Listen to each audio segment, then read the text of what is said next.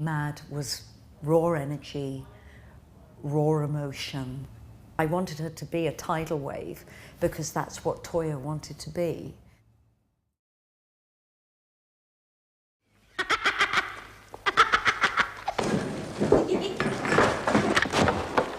What's up, Amel? I've broken my Winston Churchill mug. Oh, look.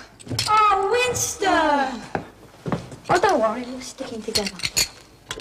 Got a bit of glue. Look. Don't worry. I was a nice punk. The person I was when I met Jarman was, I was someone that was determined as the devil to have a successful career in acting and singing. I mean, it was just acting, singing. I mean, I forsook all relationships, all friendships to pursue acting and singing.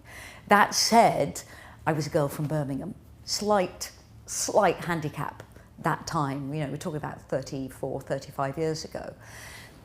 I went along to have tea with Derek Jarman. Derek sat me down in his living room on a beautiful leather sofa and handed me a script. And I think the script at that point was Down with the Queen. It wasn't called Jubilee, it had another name. And he said, choose a role, but you can't play amyl nitrate. He said, you can't have that because Jordan's playing that role. So I thumbed through the script and I counted all the pages that each character had. Yeah, that's, you know, naivety, ambition, and I was thick.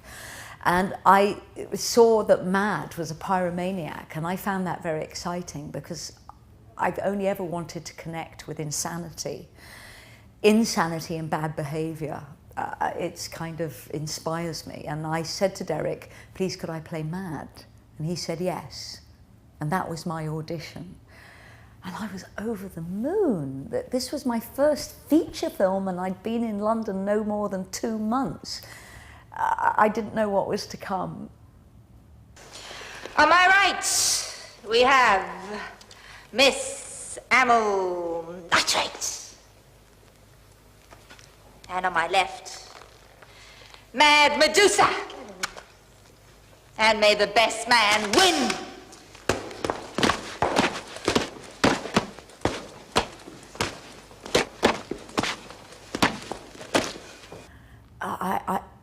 I had to learn so quickly on the set of Jubilee. I had to learn about sexual politics. I didn't know what gay meant. I didn't know that men could have sex. I didn't know women could have sex. You know, I didn't know same-sex relationships existed. I had to hide all this to a certain extent because I was so afraid of people discovering how little experience I had in life, in case they thought I had little to offer to the film. And it was quite scary, and there was also drug use going on, and I knew nothing about drugs. It just baffled and confused me why anyone would want to take drugs. I was quite a hard drinker, but most people from Birmingham in that time were hard drinkers, but didn't know about drugs. So everything, I was introduced to this incredibly exotic and dangerous world all at the same time. And I just felt as though I was at the feast. And my eyes were so big, they were bigger than my stomach. It was amazing.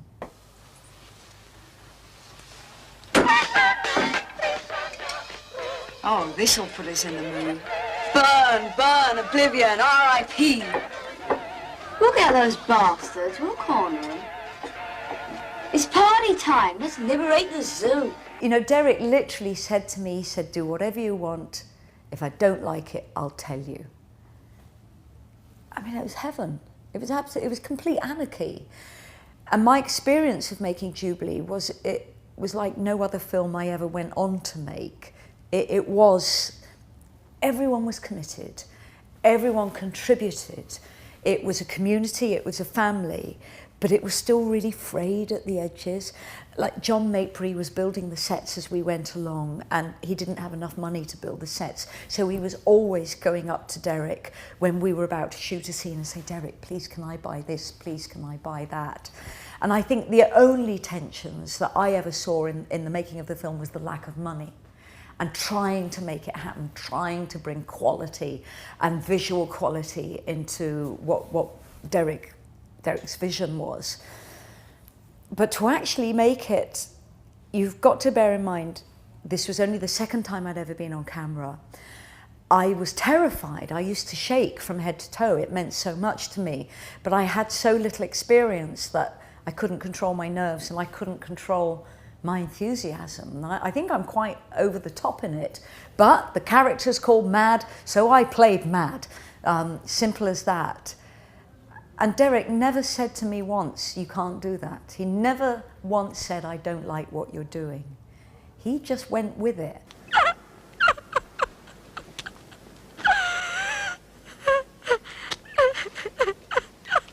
You see a kind of performance that is, you know, that's what it is.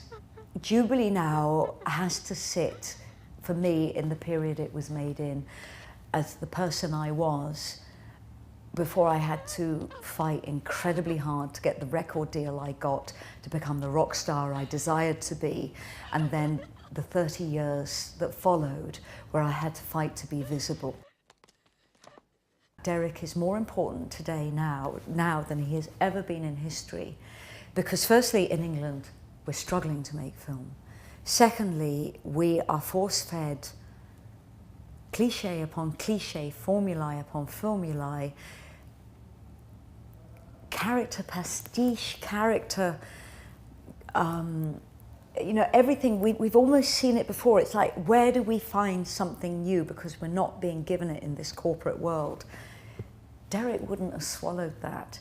And I think Derek, his filmmaking is what the punk movement was back in the late 70s to filmmaking today. It's as almost, we need this revolution of filmmaking where people say, right, it's got to be shot. And let's face it, the technology is available to all of us. So let's have the will, let's have the vision, let's make it. And let's not be subservient to a homogenized world when it comes to commercial films. So come on, let's be a little bit more daring and let's plug into the spirit of Derek Jarman and make those films.